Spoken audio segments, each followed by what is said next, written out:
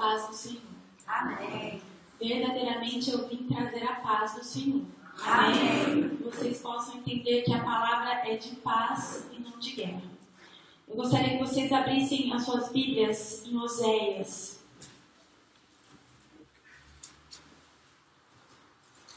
Essa manhãzinha eu tive um sonho com relação à nossa igreja. E enquanto eu dormia mesmo, eu não acordei. Enquanto eu dormia, o Senhor ia ministrando no meu coração, porque eu não ia entender aquilo de forma alguma, se não fosse pela graça e misericórdia dele. E a cena é que nós estávamos todos num lugar de privilégio, um lugar onde nós estávamos em comunhão e tínhamos a possibilidade de conhecermos ao Senhor pela sua palavra, nos arrependermos e nos tornarmos santos diante dele. Chega num determinado momento dessa união que nós estávamos, não era nessa igreja, parecia uma chácara. Nunca fui lá, não sei se ela existe, e nós precisávamos voltar de lá e seguir os nossos caminhos. E o Senhor alugou um ônibus mesmo, bem grandão. E quando a gente saía, eu não estava dentro desse ônibus, eu estava do lado de fora do ônibus, seguindo lado a lado com o ônibus. Esse ônibus representava Cristo. Ele era um instrumento. O ônibus é como uma condução que nos leva para algum lugar. E entramos todos, eu não entrei, eu vi nitidamente o rosto de algumas pessoas, não de todas as pessoas, mas o ônibus estava muito, muito pesado. Tinha chovido muito e fez a estrada para a volta desse lugar onde nós estávamos, ela era cheia de barro, porque choveu, era de terra, fez um barro enorme. E com o peso do ônibus, havia uma descida muito grande, lá embaixo era um lamaçal, por causa da chuva que tinha caído. E quando o ônibus desceu, ele ficou emperrado e atolado, e não tinha como sair dali. E o Senhor disse para mim que esse lamaçal que estava ali onde o ônibus ficou emperrado, significa os pecados da igreja, que são muitos. Então mesmo Cristo estando na condução da sua igreja, era impossível que saíssemos de lá, não porque Cristo não fosse suficiente para nos tirar de lá. Não porque ele não pudesse clamar para que os anjos viessem e nos auxiliassem a tirar os pneus do barro, mas é porque aqueles que estavam dentro do ônibus não queriam ser salvos e limpos dos seus pecados. Eu não tive nenhuma permissão do Senhor em falar particular com os rostos que eu vi. Isso é para que eu tivesse conhecimento para tratar conforme essas pessoas viessem até mim pela orientação dele, não por minha orientação. Isso vai depender de uma relação de intimidade de você com o Senhor. Em busca, em desespero pela verdade a respeito do seu caráter. Em Tiago fala que existe um espelho. E assim, esse espelho é a palavra do Senhor, que representa Jesus. E se nós não buscássemos diligentemente o desejo de conhecermos pelo espelho quem verdadeiramente nós somos, nós não chegaremos a lugar nenhum. Cristo morreu e abriu um caminho, mas os vossos pecados fazem separação entre vós e o vosso Deus. Eu estava de fora e eu caminhava do lado do ônibus com uma bicicletinha. E eu falei assim, Deus, por que eu não estava dentro do ônibus? Porque afinal de contas o ônibus era Cristo. E ele me disse que eu era um profeta do Senhor e a bicicleta era um instrumento que era uma luz menor que conduzia a luz maior. Eu ajudava a igreja a se livrar dos seus pecados. Por isso que eu não estava dentro do ônibus que estava cheio de pecados. Porque quem pode suportar isso não sou eu, mas é Cristo que pode. Então, outro instrumento que é de transporte também é a bicicleta. Mas não dá para comparar um ônibus com uma bicicleta, tá?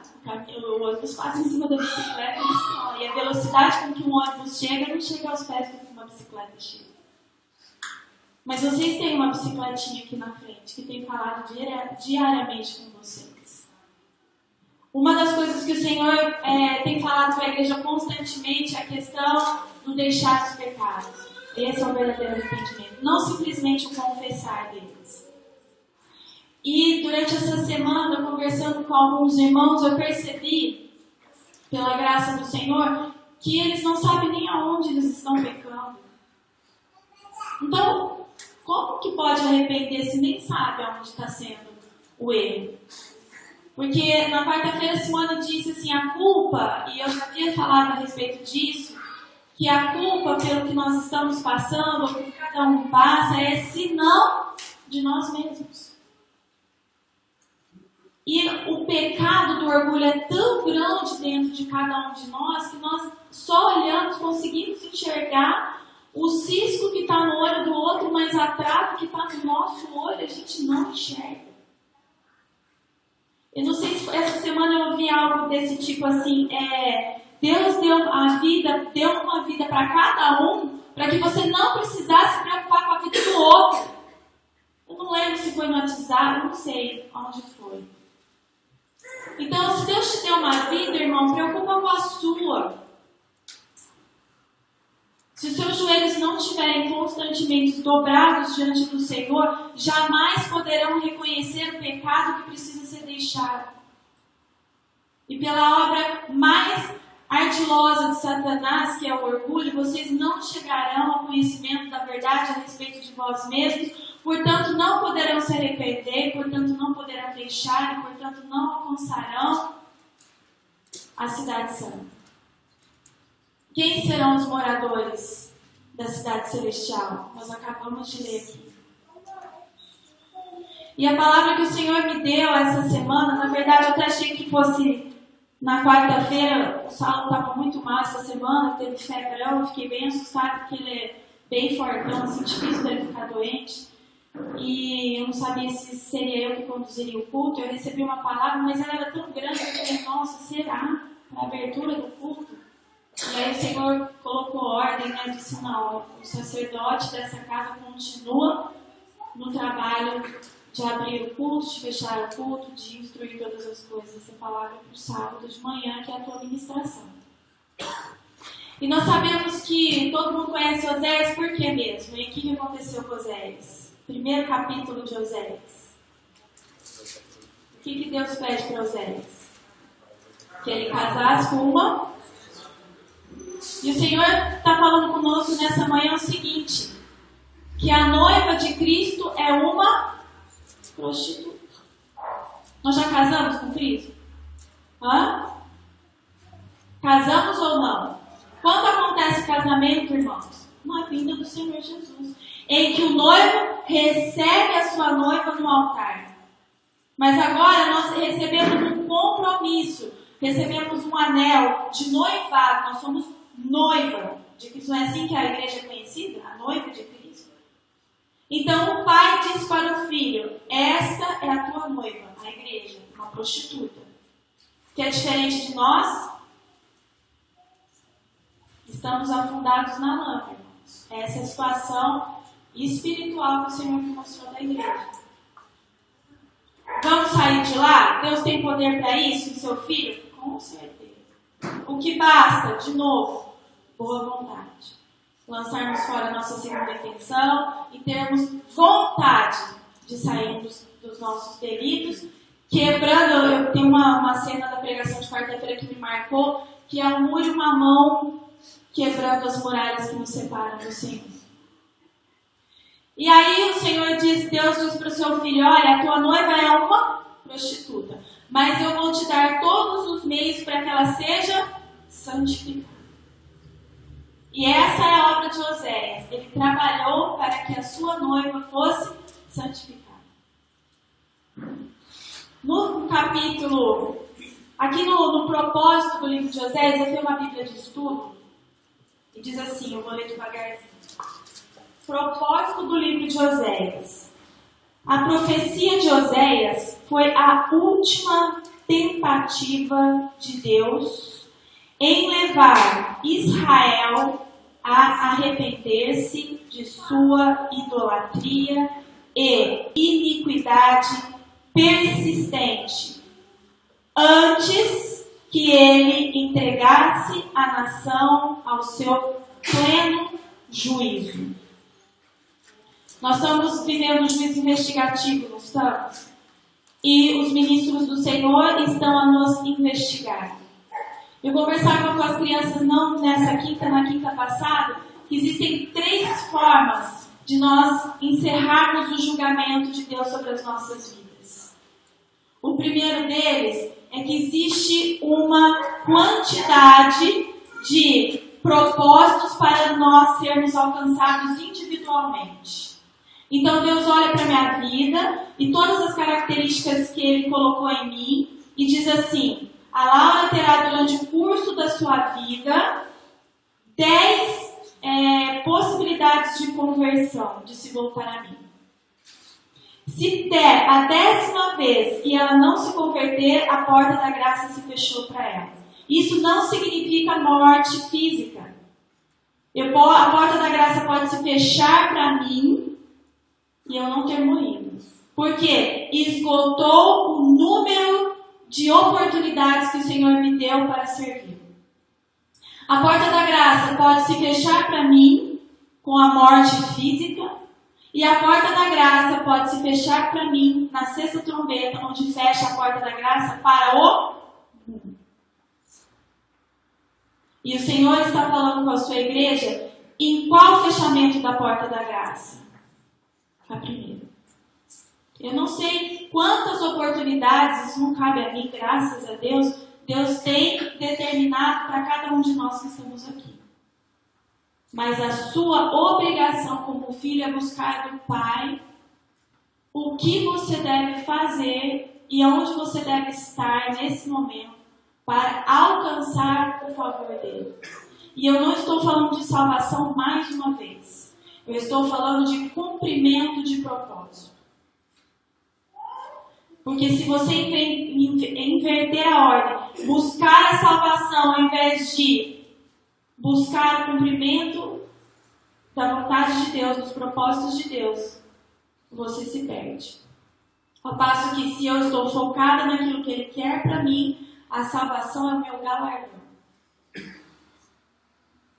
Mas se eu buscar a salvação, pode ser que eu saia completamente do caminho. E muitas pessoas buscam a salvação e estão totalmente fora desse caminho. E o Senhor vai falar conosco nessa manhã de novo a respeito de confissão, arrependimento, deixar os pecados e confiança nele. Através da vida do profeta Oséias, nós podemos abrir no capítulo 4.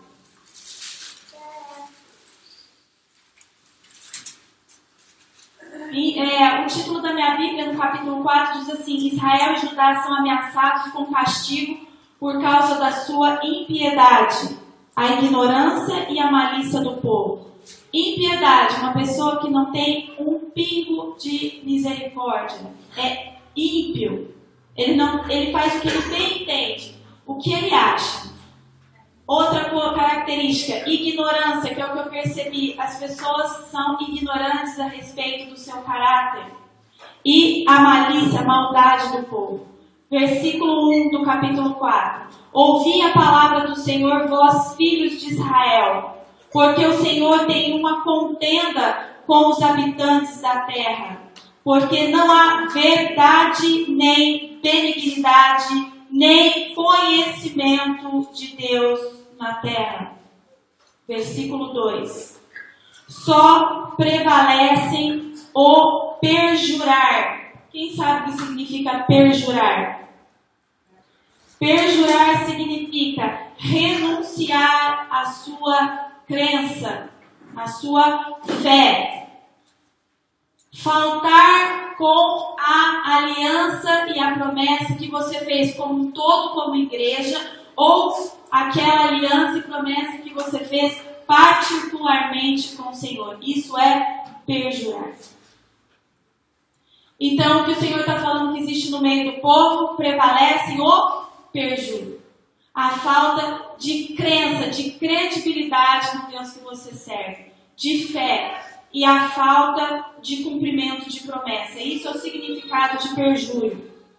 E o mentir e o matar, espiritualmente falando, e o furtar. A dona Eunice falou muito disso sábado passado, as formas de furtar, o adulterar e a homicídios sobre homicídios. 3.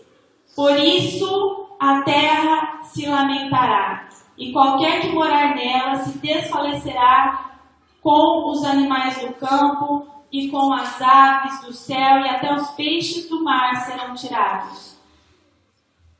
Versículo 6. O meu povo foi destruído porque lhe faltou o conhecimento. A gente ouve muito esse versículo, né? O meu povo está sendo destruído por falta de conhecimento.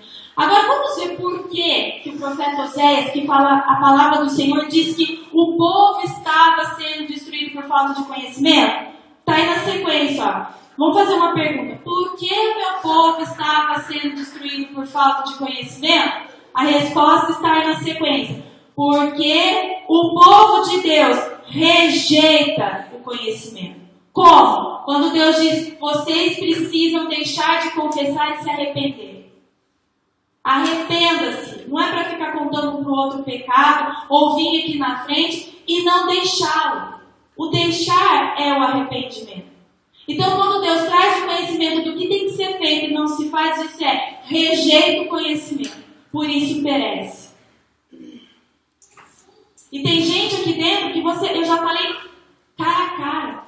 Especificamente qual é o teu pecado. Irmão, o teu pecado é tal. Irmão, o teu pecado é tal. Irmão, o teu pecado é tal. E a pessoa simplesmente não se move do seu lugar.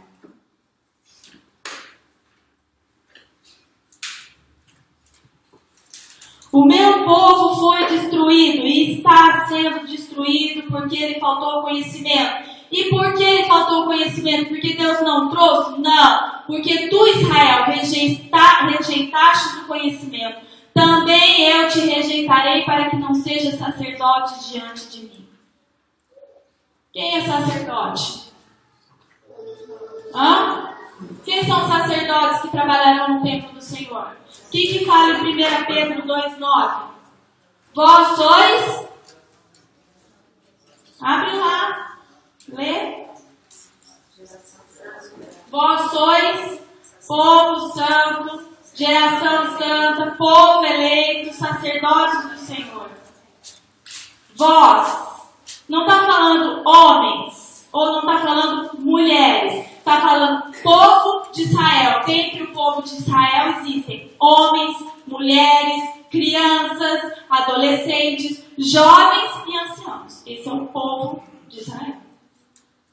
Mas como existem alguns que estão rejeitando o conhecimento de Deus. Mas eu não estou rejeitando. Quando você não se posiciona como Deus manda você se posicionar, isso é rejeição.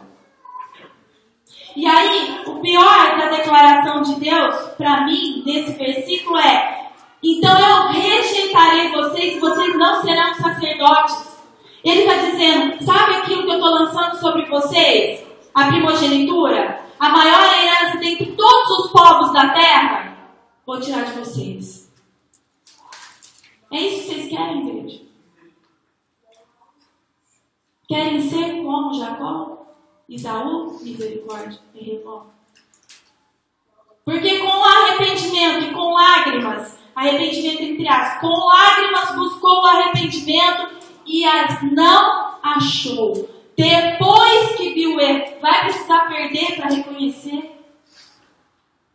Se não sabe onde está errando, por que não busca de joelhos do Senhor? E se o Senhor, depois de buscar em primeiro lugar, conduzi-los a mim, eu estarei pronto para dizer qual é o teu pecado.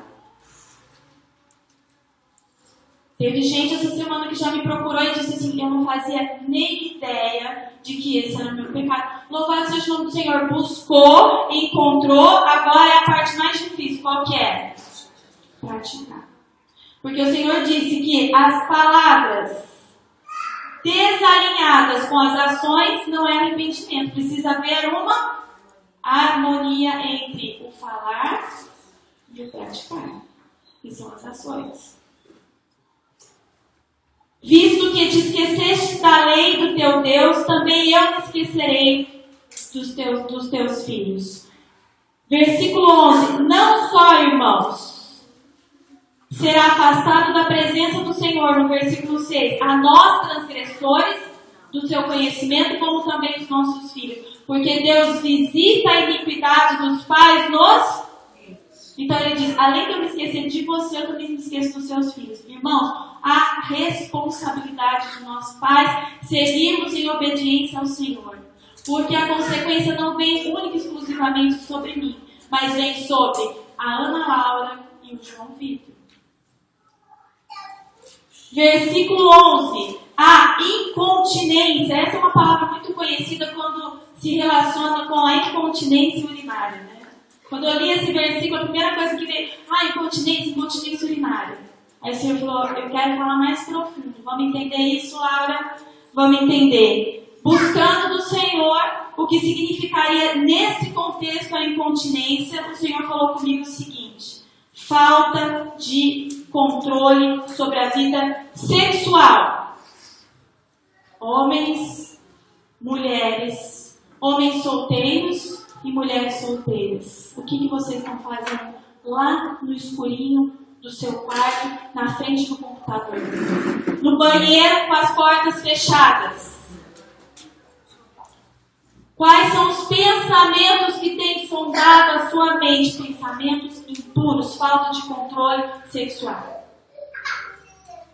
Irmãs, não é momento de se relacionarem com homens. Nenhuma delas. Nem as adolescentes, nem as de meia idade e nem as vovós. É tempo de se consagrar ao Deus de Abraão, de Isaac e de Israel e permitir que Ele seja o seu noivo, assim como aos homens dessa igreja. Eu não sei como anda a vida sexual de vocês, o que vocês andam fazendo em casa. Eu não sei se vocês, mulheres casadas, têm se dado aos vossos maridos, porque o corpo de vocês é dele e o dele é de vocês. E não vem me falar que, mas é porque isso, é porque aquilo. Eu não quero saber. Você tem que colaborar com o seu marido. A sua vontade para mim não importa e a sua vontade para Deus não importa. Porque isso leva o seu marido a pecar. As mulheres que estão lá fora são desonrosas. Dá para colaborar? E eu estou falando porque eu sou casada e eu tenho as mesmas dificuldades. Quem já conversou comigo também sabe que eu tenho dificuldades. Mas eu busco do Senhor a vontade dele e não a minha. O que significa incontinência, além da falta do controle sexual, é falta de comedimento nos gestos. Sabe o que significa esses gestos? Palavras, atos e sentimentos. Isso é incontinência. Quando você não mede os teus atos, as tuas palavras e os teus sentimentos. Irmãos, quantas vezes nós vamos ter que dizer dentro dessa igreja, não haja pelo sentimentalismo. O coração é a região das emoções. Você não pode ser guiado por elas, porque enganoso é o coração. Quem poderá conhecê-lo?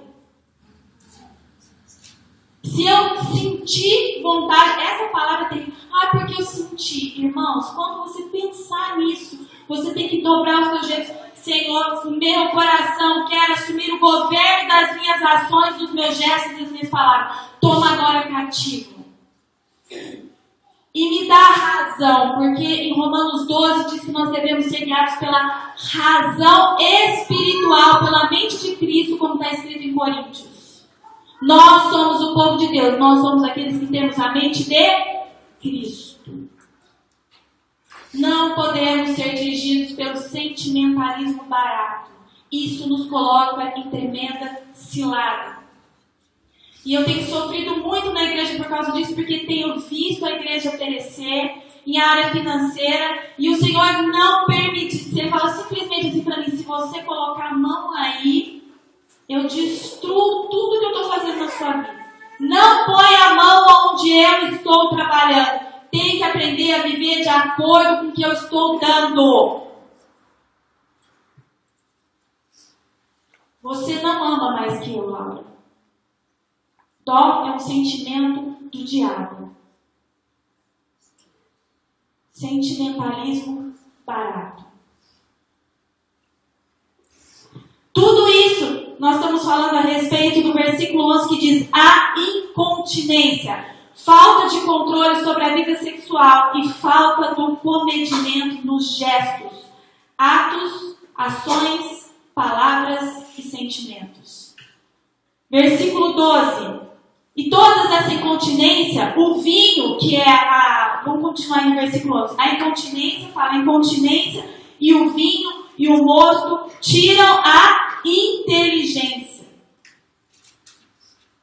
O vinho nós podemos considerar ele tanto do modo figurado, como uma alusão, não é essa palavra que eu queria usar, embora ela sirva, mas um símbolo, como diz em Apocalipse, né, que significa as doutrinas, como o vinho, bebida alcoólica, e o mosto. Todos esses tiram a inteligência, porque bloqueiam a ação do Espírito de Cristo no domínio da mente e do coração. No versículo 12: o meu povo consulta a sua madeira e a sua vara lhe responde, porque o espírito de luxúria os engana. E eles se corrompem, apartando-se da sujeição do seu Deus. Sabe o que é espírito de luxúria? Atração pelas coisas do mundo. Irmãos, vou falar uma coisa para vocês. Tenho lutado a respeito desse espírito de luxúria.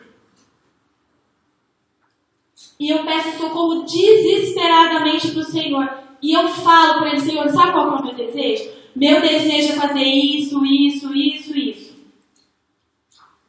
Aí o Senhor fala assim para mim: Laura, você tem condições para fazer. Mas, como é que é aquele versículo que diz assim, olha, todas as coisas vos são lícitas, mas nem todas.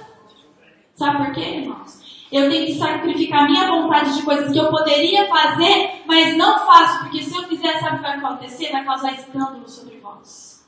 Vai escandalizar os meus irmãos. Em vez de eu ser uma bicicletinha bem menos potente que um ônibus, eu vou ser aquela que vai desviar o foco da igreja para o espírito de luxúria. Tem que me conter muitas vezes, podendo fazer, não fazendo por causa de vós. O espírito de luxúria, ele diz, está dentro da igreja. O meu povo consulta a madeira. O que é madeira, irmãos? Idolatria. E a sua vara lhe responde, porque o espírito de luxúria os engana. E eles se corrompem, apartando-se da sujeição a Deus. Agora eu quero ir lá para o versículo 15 do capítulo 5. Oséias 5,15 diz: irei e voltarei para o meu lugar, até que se reconheçam culpados e busquem a minha face, estando eles angustiados, de madrugada me... 25,15. 5,15. Eu falei 5? 5,15. O que o Senhor falou para mim e para você? Que enquanto nós não decidirmos reconhecer a nossa culpa, Ele não vai ouvir as orações de vocês. Não vou me colocar nisso, irmãos. Quando eu tenho pecado, eu venho e coloco aqui na frente, me coloco como um de vocês. Mas nesse sentido, eu não estou envolvida nesse contexto. Porque eu tenho buscado a face do Senhor. Eu não tenho buscado as mãos do Senhor. Ó, vou dar um exemplo de buscar as mãos do Senhor. sabe? Jejum, sabe? Oração para que Deus abençoe a sua empresa, o seu trabalho, a sua vida financeira. Isso é buscar as mãos do Senhor. Jejum e oração é para buscar a face. O que eu quero dizer com isso? Deus, eu vou jejuar, eu vou orar durante as madrugadas porque eu quero ver a tua face resplandecendo na minha santificação. Isso é o jejum que agrada a Deus. É buscar transformação no seu eu. Não é as mãos, porque as mãos do Senhor, aquilo que Ele pode fazer que representa as suas bênçãos, nos alcançam pela nossa obediência, por estar no centro da vontade de Deus. E o diabo engana, viu? Ah, pastor, mas eu estou fazendo jejum e oração porque Deus abre as portas da minha empresa e olha, Ele tem aberto. É o diabo para te enganar. Porque Deus não vai contra a sua palavra. Jesus nunca nos prometeu prosperidade financeira. Ele prometeu bênçãos. De estarmos, todas elas são relacionadas à intimidade com Ele. E aí, se dentro disso tiver incluído dinheiro para que você faça a obra dele, para que você empregue isso na obra, para que alcance pessoas, tudo bem. Então eu vou ler de novo o versículo 15 de Oséias 5. Irei e voltarei para o meu lugar, até que se reconheçam culpados e busquem a minha face. Se não sabe onde está errando, vai jejuar para saber, vai fazer propósito de 40 dias para saber, em vez de buscar as mãos do Senhor.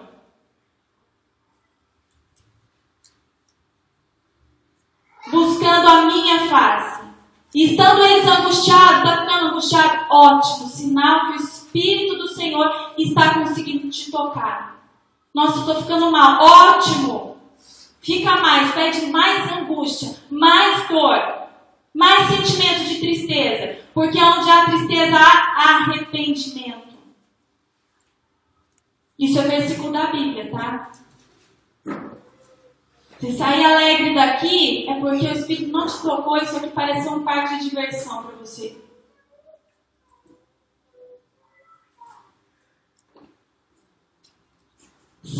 Capítulo 6, versículo 1. Vinde e tornemos para o Senhor, porque Ele despedaçou e nos... Ele está nos despedaçando nessa manhã? Mas qual é a promessa? Ele vai nos... Depende de quem, irmãos? Da vontade de Deus? A vontade de Deus é que nós cumpramos os seus propósitos para que sejamos sarados. Então Ele está nos despedaçando.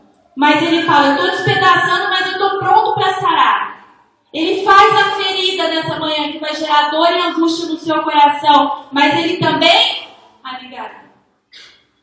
Quando abre e o machucado é muito exposto, exposto, às vezes o osso, o que tem que fazer? Tem que costurar. É o mesmo sentido, ligar uma parte à outra, costurar, sarar, cicatrizar.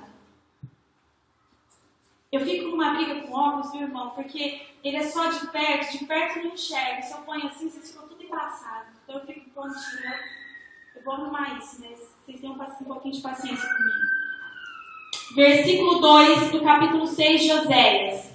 Depois de 2 dias nos dará a vida, ao terceiro dia nos ressuscitará e veremos diante dele.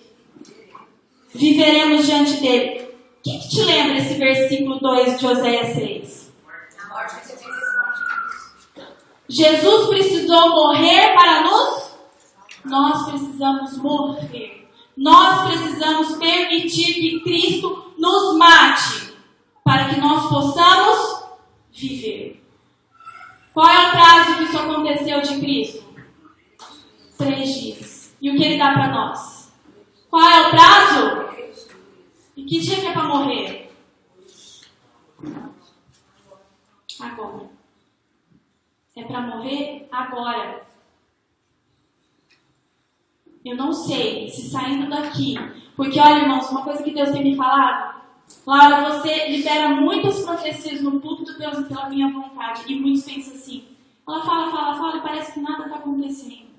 Irmãos, Quando Daniel chegou para Nabucodonosor e disse, convertei-vos, depois vocês lêem lá em Daniel, convertei-vos dos vossos pecados, porque se não te converteis, passará a comer grama como um animal. Sabe quanto tempo isso demorou para se cumprir na vida de Nabucodonosor? 12 meses. Talvez passado 3 dias e você não se posicionou, você morre e nem se perceba disso. Pode passar 1 ano e você cair a ficha do que você fez nesse dia, nesse santo sábado do Senhor. As palavras dos profetas não se cumprem de um dia para o outro. Pode levar meses e pode levar anos, mas ela se cumprirá.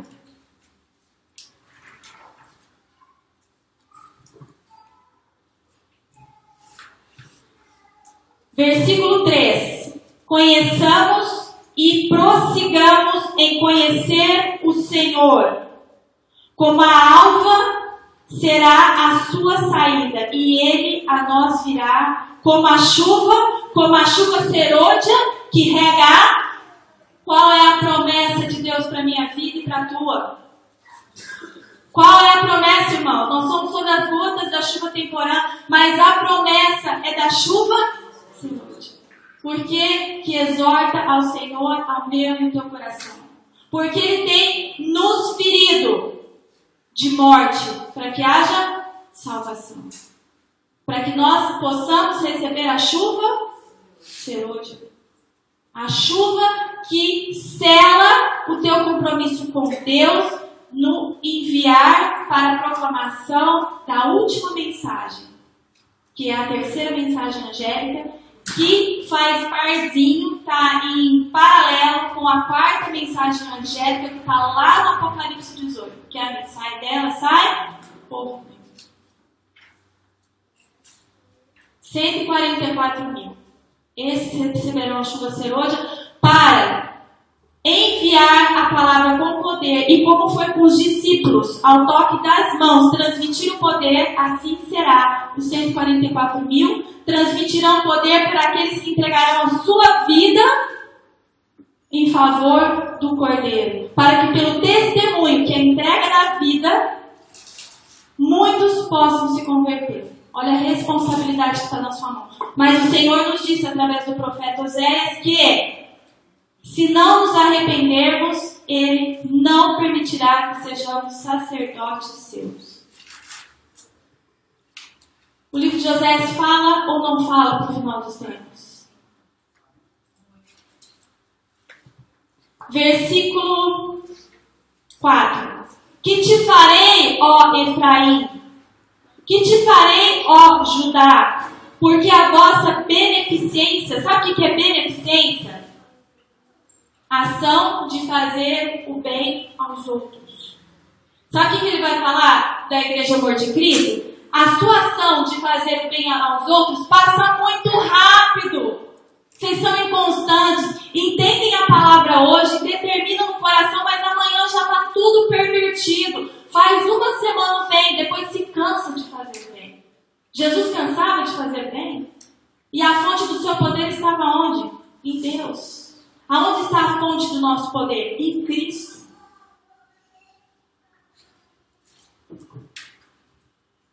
Ele diz assim, que te farei, ó Efraim, que te farei, ó Judá, porque a vossa beneficência, a ação de fazer o bem aos outros, é como nuvem da manhã e como orvalho da madrugada, que cedo passa. Passageiro.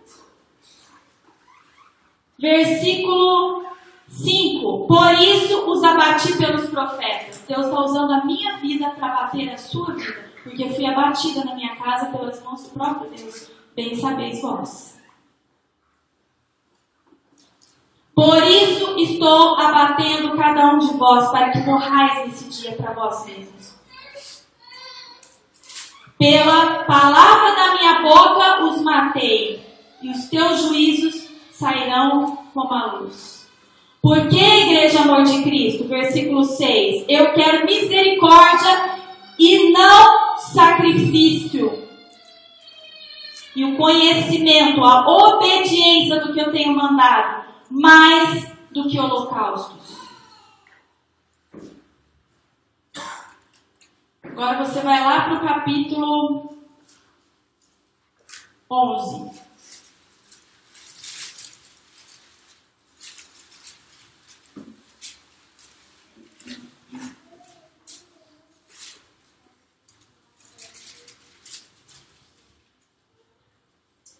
Versículo 4. Atraiu-os com cordas humanas, com cordas de amor. E fui, Deus falando, para eles, para vocês, igreja, como os que tiram o jugo de sobre as suas queixadas, o peso. E lhes dei mantimento, conhecimento, pão da vida, Jesus Cristo, palavra do Senhor. Retirei vocês da contaminação da doutrina. Dei, porque amei vocês. Versículo 5. O Senhor diz: não voltará para o Egito, para a Babilônia, para a confusão, mas a Assíria será seu rei, porque recusam converter-se.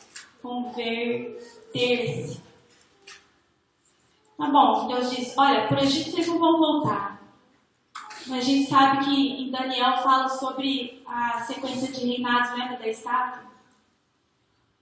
Não vai voltar para o Egito. O Egito passou, mas tem uma nação mais forte que ela, porque vão caindo nações e Deus vai subindo as nações conforme os seus propósitos. Para o Egito, não. Mas a Síria significa os mesmos padrões de conduta do Egito, escravidão. Eu quero deixar livres da importunação do mundo, do espírito de luxúria, da incontinência. Mas vocês insistem em querer viver nessas coisas. Então, mandarei o rei da Síria para sobre a vida de vocês, para que vocês voltem a ser escravos dessas coisas. Caso não convertam-se. Versículo 6 do capítulo 12. Eu fiz um resumo do Oséias, tá? Depois vocês podem ver. Versículo 12 do capítulo 12, versículo 6. Tu, pois, converte-te a Deus. Guarda a beneficência, a vontade de fazer o bem aos outros. E o juízo em teu Deus espera sempre. É para esperar em quem? É para esperar? Se demorar, é para esperar?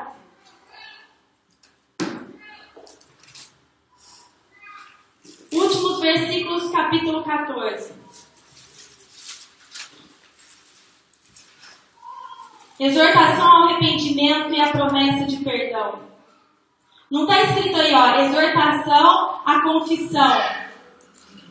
Está escrito, exortação ao arrependimento é igual a deixar o pecado.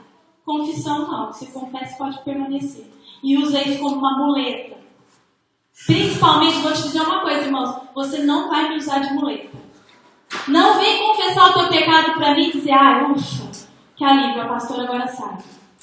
Eu não sou muleta espiritual de ninguém. Não suporto o pecado de ninguém. Eu sou profeta do Senhor. Porque Ele assim o determinou. E todas as vezes que Ele falar, sobe ao púlpito, subirei eu.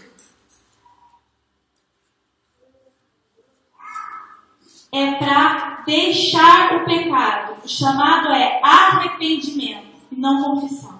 E aí a bênção do Senhor te alcança. Qual é ela? Perdão dos seus pecados. A misericórdia. Versículo 1 diz: converte-te, ó Israel, ao Senhor teu Deus, pelos teus pecados tem caído. Cada um sabe qual é o seu. Porque afinal de contas, Jesus está tão pesado que o ônibus atolou na lama e não pôde sair porque vocês não querem sair. Graças a Deus que eu estava na bicicletinha.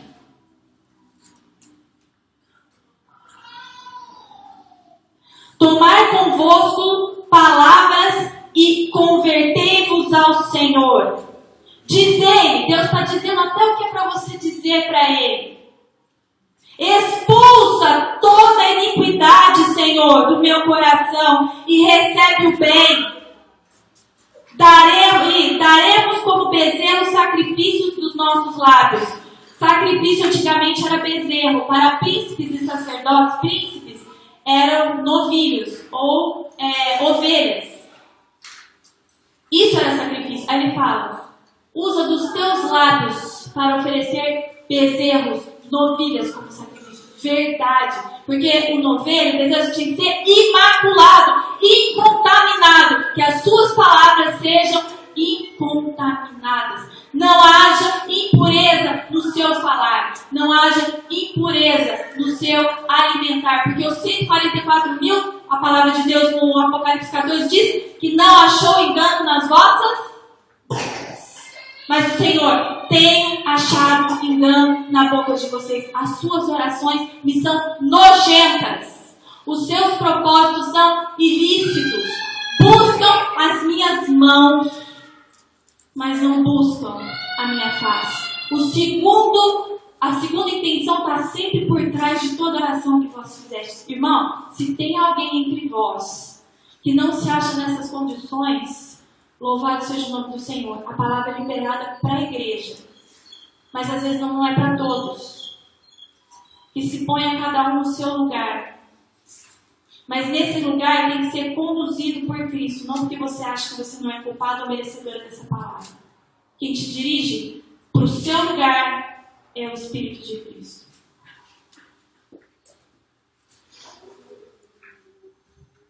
Versículo 3. Não vos salvará a Síria, as coisas do mundo, a escravidão, o desejo, o espírito de luxúria, a incontinência. A falta de controle sexual, de apetite sexual, a falta de controle nos seus atos, gestos e palavras, isso não te salva. Isso é a Síria. Não te salvará, mas te levará à ruína. Não iremos montados em cavalos, e a obra das nossas mãos não diremos mais. Orgulho. Porque vocês querem as coisas que são poderosas. Cavalo naquele tempo era algo poderoso. Quando o exército era poderoso, ele tinha um exército de grandes cavaleiros e cavalos. Aquilo que o mundo apresenta como poder não é o que é poder para nós. Sabe o que é poder em Cristo Jesus? Saber se humilhar. Ser pobre de espírito. Isso é poder. Isso é suportar um tapa da cara do irmão e oferecer ao outro. Isso é poder. Isso é sujeição, submissão. É quando alguém te roubar a tua capa e você dizer também, leva também a túnica. É quando alguém pedir para você andar 1 milha. E Jesus diz, anda 2. Isso é poder, irmãos. Isso é poder. Isso é santidade. Isso é viver em Cristo. Não vos salvará a Síria, não iremos, e aí nós vamos poder, não iremos montar em cavalos, e a obra das nossas mãos, Senhor, são mulas, não te diremos mais, porque fiz isso, porque fiz aquilo, olha, Senhor, bem, mas olha isso, não fale. Você vai dizer, tu és o nosso Deus, porque em ti o órfão alcançará misericórdia. Sabe por que órfão, irmãos? Órfão não tem pai, tem? Sabe o que o Senhor está falando para mim e para você? Que nós somos órfãos. Que nós dizemos que Deus é o nosso Pai e Senhor das nossas vidas, mas quando Ele quer agir como nosso Pai, nós dizemos para Ele, o Senhor não é nosso Pai. Como? Porque Ele diz, faça, e você diz, não faço, não reconheço, não me posiciono. Então Ele diz, órfãos. Mas quando você dizer para o Senhor, igual está escrito aqui, tu és o nosso Deus, então nós passaremos do estado de órfãos para filhos. Isso nós só alcançamos essa graça em Jesus Cristo. Ele, em Cristo, no sangue derramado na cruz, na sujeição, na permissão do toque do Espírito de Cristo nas nossas vidas, a obediência ao Pai, nos tornamos filhos de Deus. O último versículo que nós vamos ler é o versículo 9. O Senhor pergunta, quem é sábio para que entenda essas coisas?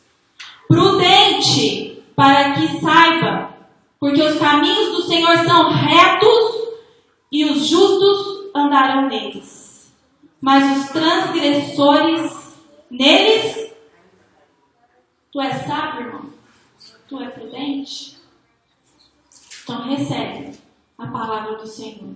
Abre a tua Bíblia aí no Salmo 6. O pastor leu o Salmo 5, 15. Nós vamos ler o Salmo 16 com o versículo 7. 16. Salmo 16, versículo 7.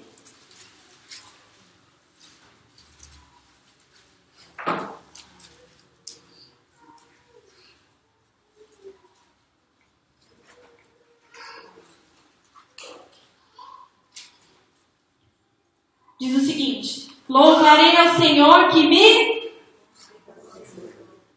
Sim, compre-me uma... Não, irmãos, mudei, tá vendo? Esses órgãos é uma loucura. Louvarei ao Senhor que me aconselhou.